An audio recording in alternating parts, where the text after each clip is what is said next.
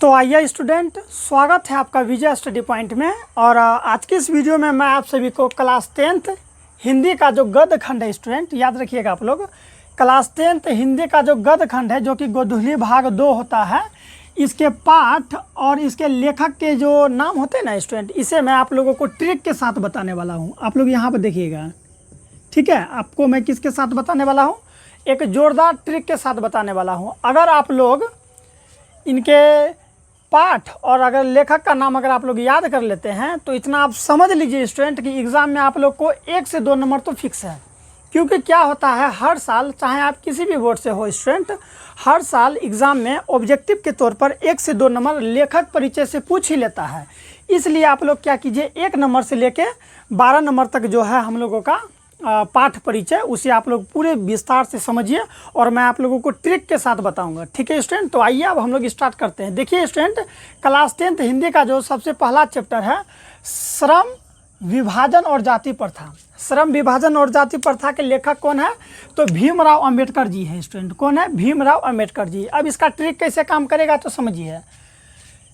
श्रम विभाजन और जाति प्रथा, आप लोग स्टूडेंट कभी न कभी महाभारत जरूर देखे होंगे। तो महाभारत में यहाँ पर देखिए आप लोग स्टूडेंट, महाभारत में 5 पांडव थे। कितने पांडव थे? 5 पांडव थे, ठीक है। जिसका नाम इस प्रकार है, युधिष्ठिर, भीम, अर्जुन, नकुल और सहदेव। इन 5 भाई में स्टूडेंट जो सबसे ज़्यादा ताकतवर बोले और काम करने के लिए जो हमेशा तत्पर रहता था, उसका नाम है स्टूडेंट भीम। क्या नाम है उसका? भीम। और भीम हमेशा क्या करने के लिए तत्पर रहते थे? तो श्रम करने के लिए तत्पर रहते थे।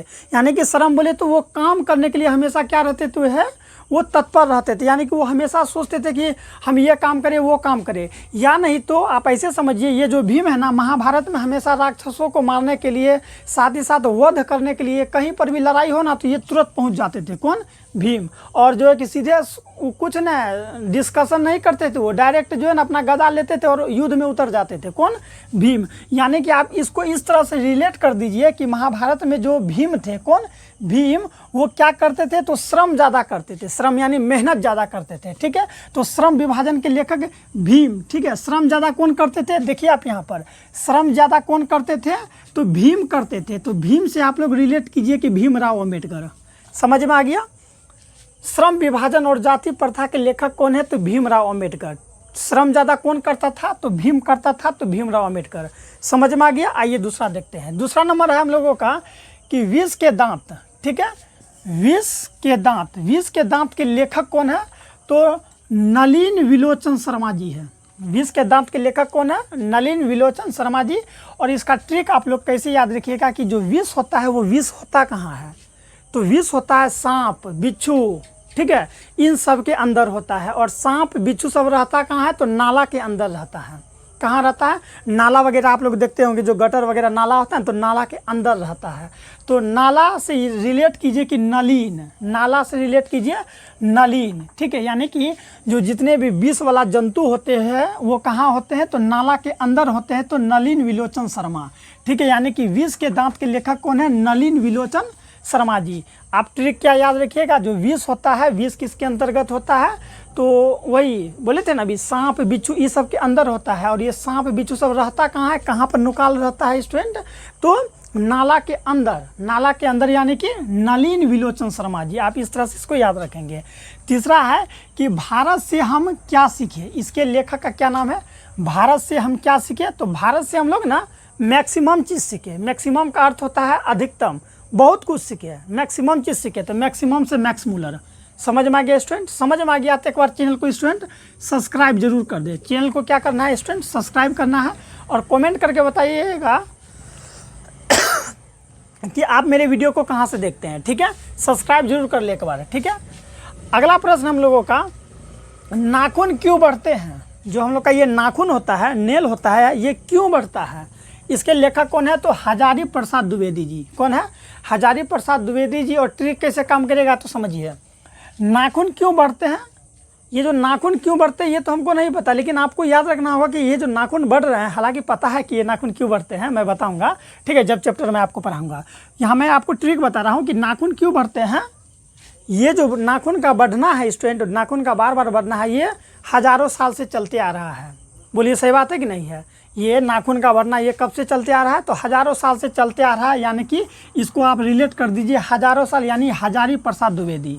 ठीक है, नाखून को काटते हैं और वो बार बार बढ़ जाता है, दोबारा बढ़ जाता है, और वो दोबारा कब से बढ़ते आ रहा है? तो हज़ारों साल से बढ़ते आ रहा है, तो हजारी प्रसाद द्विवेदी। समझ में आया? एक बार फिर से समझ लीजिए, नाखून क्यों बढ़ते हैं के लेखक कौन है? हजारी, यहाँ देखिए हजारी प्रसाद द्विवेदी। आपको याद रखना है, जो हम लोग का नाखून होता है ये हज़ारों साल से बढ़ते आ रहा है, हज़ारों साल से बढ़ते आ रहा है, यानी कि हज़ारों अर्थात हजारी प्रसाद द्विवेदी। द्विवेदी आप रिलेट कर लीजिए ना कि बार बार दोबारा बढ़ जाता है, नाखून दोबारा बढ़ रहा है हज़ारों साल से। ठीक है, तो हजारी प्रसाद द्विवेदी।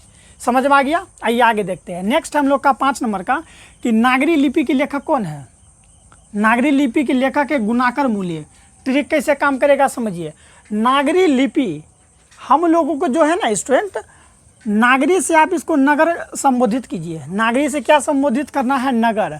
यानी कि नगर से अच्छा कहाँ लगता है? नगर से कई गुना अच्छा, याद रखिएगा, नगर से कई गुना अच्छा गांव में लगता है ना, वही है नागरी लिपि। नागरी से रिलेट कीजिए नगर, और नगर से कई गुना अच्छा कहाँ लगता है? कई गुना अच्छा कहाँ लगता है? तो गांव में। तो कई गुना, गुना से गुणाकर मूल्य, गुना से स्टूडेंट गुणाकर मूल्य, यानी कि नागरी लिपि के लेखक कौन है? तो गुणाकर मूल्य। समझ में आ रहा है? समझ में आ रहा है तो वीडियो के अंत तक जरूर बने रहें, और वीडियो को एक बार स्टूडेंट लाइक जरूर कर दें। क्या कर दें? लाइक कर दें, ताकि इसी तरह का कॉन्सेप्ट के साथ मैं आप लोगों को साथ साथ ट्रिक के साथ हर एक चीज़ को एक्सप्लेन करूंगा। ठीक है, देखिए आगे 6 नंबर का प्रश्न हम लोगों का, प्रश्न बोलिए या फिर अगला। ठीक है, बहादुर। बहादुर के लेखक कौन है? तो अमरकांत जी हैं। बहादुर के लेखक कौन है? अमरकांत जी। इसको आप लोग कैसे रिलेट करेंगे तो समझिए आप लोग ध्यान से, कि जो बहादुर होते हैं ना वो अमर हो जाते हैं हमेशा के लिए। जो बहादुर होते हैं वो अमर हो जाते हैं हमेशा के लिए। जैसे कि भीमराव अम्बेडकर बहादुर थे, साहसी व्यक्ति थे, अमर हो गए। महात्मा गांधी, ठीक है, बहादुर थे, अमर हो गए। भीमराव अम्बेडकर, डॉक्टर राजेंद्र प्रसाद, इसी तरह जितने भी स्वतंत्रता सेनानी ये सब बहादुर थे ना, तो बहादुर थे तो देखिए अभी अमर हो गए ना। भगत सिंह सबसे ज़्यादा, तो भगत सिंह, ठीक है, तो वही है यहाँ भगत सिंह, सुभाष चंद्र बोस का आप लोग नाम सुने होंगे। तो ये सब क्या थे? तो बहादुर थे। क्या थे स्टूडेंट? तो बहादुर थे, तो अमर हो गए।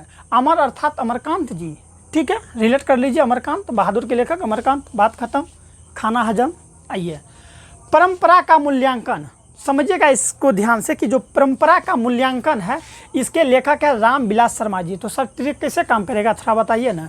परंपरा का मूल्यांकन, और ये जो परंपरा चलते आ रहा है ना, ये राम के युगों से चलते आ रहा है। परंपरा समझिए, परंपरा किसको कहते हैं? शादी ब्याह में मेहंदी का रस्म होता है, यही तो है परंपरा। आप लोग जब किसी के घर में किसी का मृत्यु हो जाता है तो हम लोग मुंडन करते हैं ना, मुंडन करते हैं, श्राद्ध कर्म करने का जो है तरीका होता है ना, तो यही सब तो है परंपरा, जो प्राचीन समय से चलती आ रहा है, तो वही तो है परंपरा। ठीक है, तो परंपरा का मूल्यांकन, और परंपरा कब से चलते आ रहा है? तो राम जी के युगों से चलते आ रहा है। राम जी, हमारे जो प्रभु श्री राम है, ठीक है, राम जी के युगों से चलते आ रहा है। तो परंपरा का मूल्यांकन के लेखक कौन हो जाएगा? तो रामविलास शर्मा जी। समझ में आ गया? तो आइए आगे बढ़ते हैं। 8वां नंबर का प्रश्न देखिए क्या है, या फिर समझिए कि जीत जीत में निरखत हूँ, इसके लेखक कौन है? तो जीत जीत में निरखत हूँ के लेखक हैं पंडित बिरजू महाराज। ठीक है स्टूडेंट, समझ में आ गया? 8 नंबर का है कि जीत जीत में निरखत हूँ, इसके लेखक कौन है? पंडित बिरजू महाराज। इस पर ट्रिक कैसे काम करेगा तो समझिए, इस पर ट्रिक कैसे काम करेगा।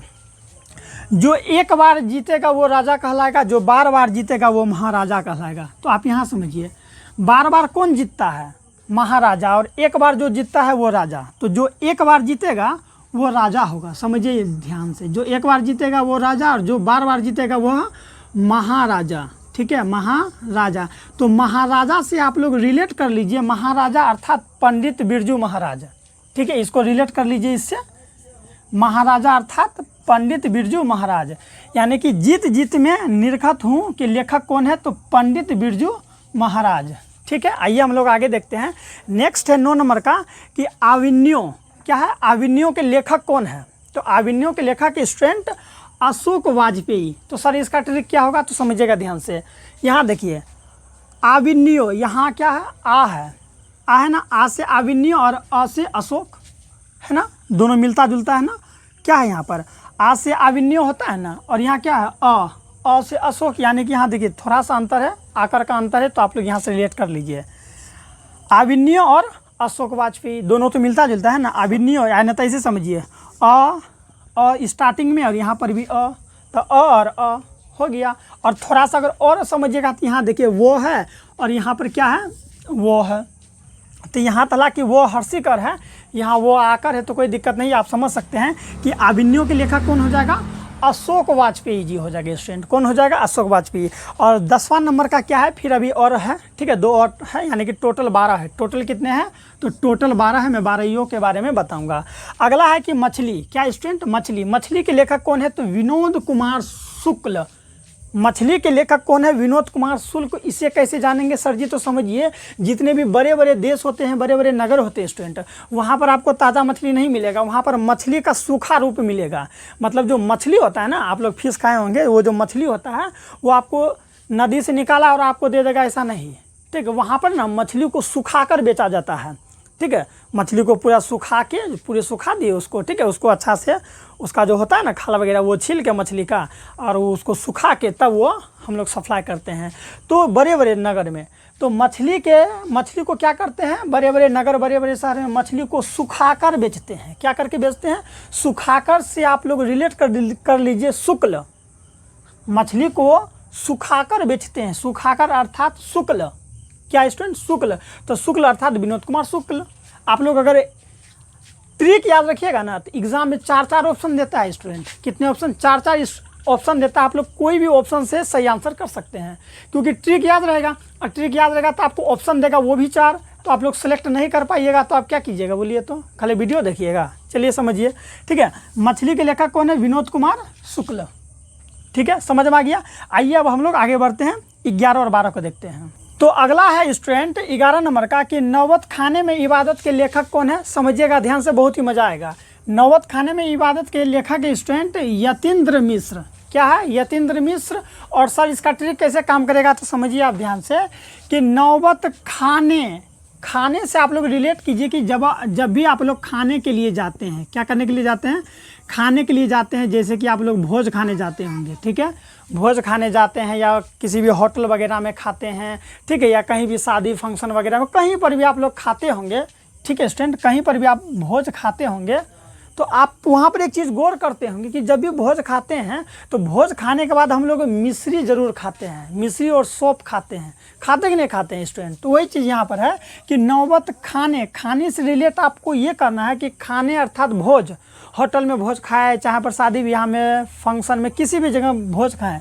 तो जब भोज खाते हैं तो हम लोग जब भोज खा के घर की ओर जाते हैं तो हम लोग वहाँ पर क्या खाते हैं, चुमाने खाते समय याद कीजिए क्या वहाँ पर रहता है, सौंफ रहता है और क्या रहता है, मिश्र। तो मिश्र से याद रखिएगा, मिश्र, ठीक है, मिश्री रहता है जी, तो मिश्री से याद रखिए मिश्र, यानी कि यतीन्द्र मिश्र।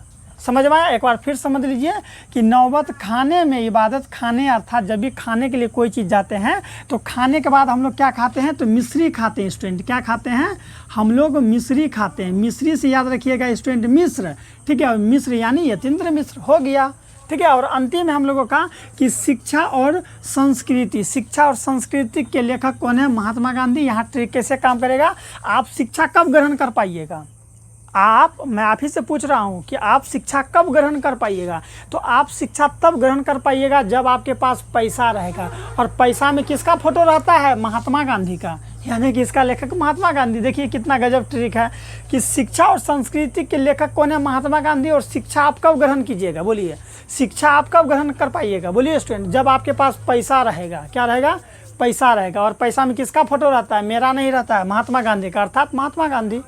तो समझ में आ गया होगा स्टूडेंट। अगर समझ में आ गया तो चैनल को एक बार सब्सक्राइब करके स्टूडेंट वीडियो को लाइक जरूर करें और कमेंट करके बताएं कि आपको ये कैसा लगा। मिलते हैं एक और टॉपिक के साथ, ठीक है स्टूडेंट, अपना ख्याल रखिएगा, मन लगा के पढ़िएगा।